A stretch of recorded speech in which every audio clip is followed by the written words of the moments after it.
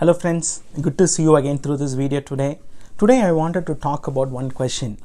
What happens when we doubt God's guidance? See, when we talk about God's guidance, God says in Psalm 32 verse 8 that I will instruct you in the way you should go. I will teach you the way. I will give my counsel upon you. So when God is willing to give us the guidance for our life, how much we are able to follow His guidance, right? It is very important that we have to follow His guidance until the very end. Because many times what we do, it is easy for us to get started in following something, but it is very, very important to persist, to remain in that guidance until the end, so that whatever the desired result that God wants to achieve in our life will come through only when we stay faithful until the end, or only until we follow the guidance of the Lord until the end of our life. So today I wanted to share one important question. So what happens when we begin to doubt God's guidance? So why we should not doubt God's guidance is what I wanted to share today, based on one instance that happened in the Bible. So if you read in the Gospel of Matthew chapter 14, so there we see an instance. If you read from the verses like 28, 27 to 31.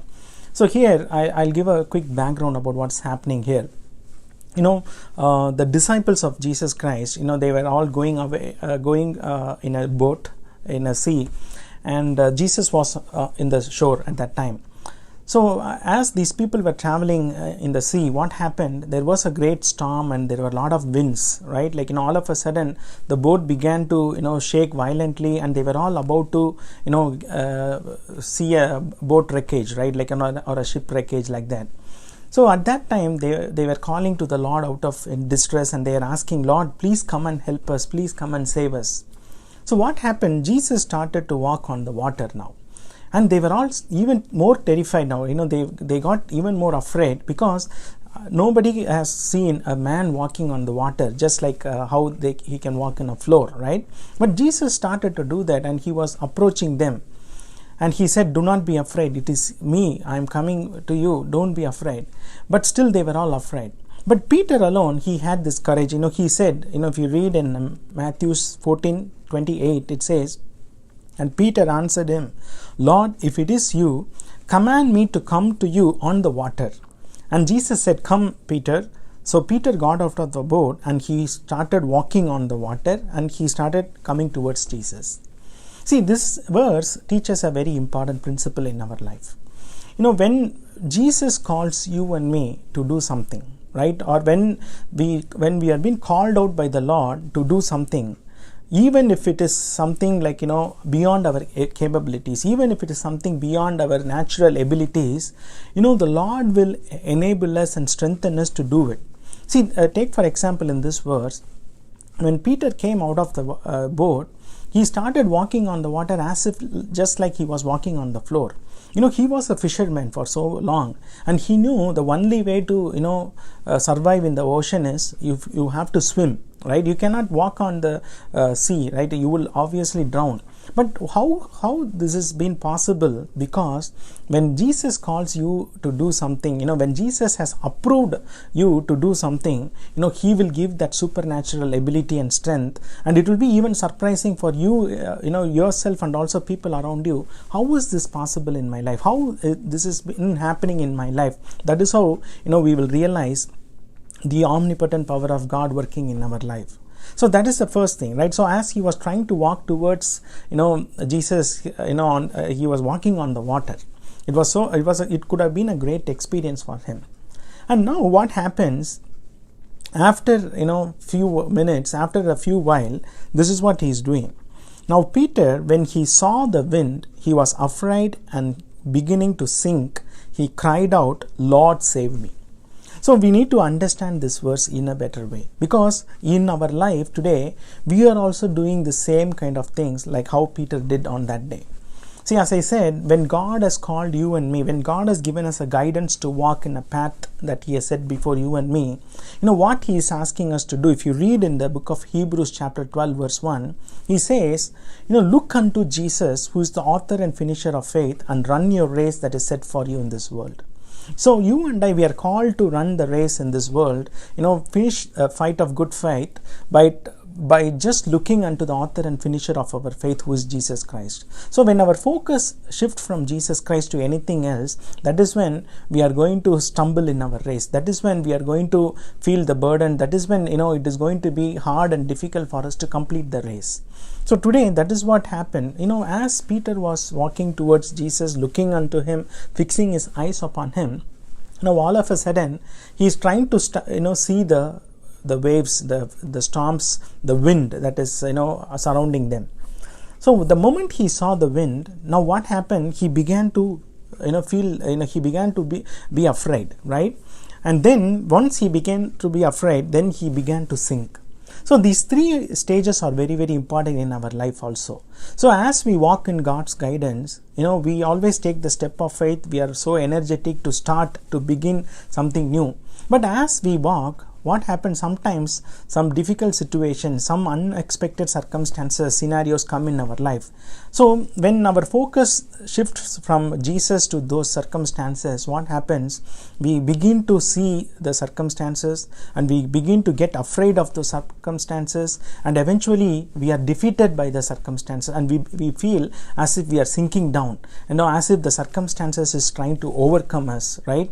So at that point of time, Peter cried out and said, Lord, save me. Lord, please save me. So today, my dear friends, even in our life also, most of the time we repeat the same kind of mistake. Instead of focusing on Jesus Christ, who is greater than all the forces of earth, who is greater than all the pain and the problem and or anything that is facing our life today, the Lord is capable of overcoming anything in our life, because he has been given the name above all names. But today, many times we also tend to focus on the circumstances or the situations happening around us. We feel they are all negative, we feel they are all acting against me, and because of that, fear comes in our life. And when fear creeps in our life, automatically we begin to feel like as if we are sinking down. But we need to, when we cry out to the Lord, even at that point of time, Peter, when he cried, what Jesus said? This is what he says. If you read Matthew 14:31, Jesus immediately reached out his hand and took hold of him, saying to him, "O you of little faith, why did you doubt?" Today the Lord is asking the same question to you and me. Whenever we doubt the hand of the Lord, whenever we doubt the presence of the Lord, the guidance of the Lord in our life, it is the same question the Lord is asking you and me. Isaiah chapter 41 verse 10, he says, do not be afraid. I am going to be with you. I will uphold you with my right hand, and I will be your helper. See, there are a lot of promises where God has assured us of his presence in our life, his continuous guidance, his continuous protection in our life. So when we don't believe those promises that he has given, or when we don't believe that he is an omnipotent sovereign God, that is when we tend to fear over the circumstances that is looming against us. So today, my dear friends, as Peter did, when he saw the winds, he began to be afraid, and then he began to sink. Today, let us not feel afraid of the circumstances. Let us not first even see the circumstances. Always fix your eyes upon Jesus Christ, because he is the hope.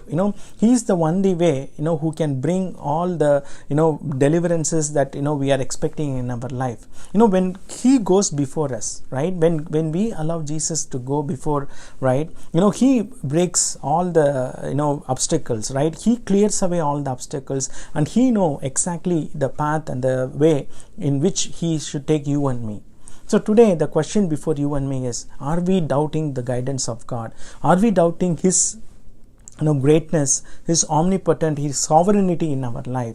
Many times we fail to realize, we fail to experience his presence, his power in our life, because we don't believe that we serve such an awesome God, or we serve a God who is who is capable of doing anything in this world. The whole world was created by his word, right? Just by his word, everything in the creation that we see has been created, which means how much powerful God that you and I serve today. So it is completely not acceptable in our sight to doubt the capability of God, or to to doubt the guidance of the Lord, or to doubt the sovereignty of the Lord. That is why today we need to ensure that in our life, as we journey in this life, as we run our race, looking unto the author and finisher of our faith, Jesus Christ, we can be assured that the Lord is there to help us. The Lord is willing to take care of us. The Lord is always there beside us, so that we don't need to worry about the circumstances or the situations that are acting against us. When we live in that kind of a mindset, when we live with that assurance that my Lord is there to take care of me, definitely you and I will feel that inner peace in spite of having a difficult and challenging situations and circumstances around us. May the Lord bless this word. You all have a blessed and a happy day. God bless you.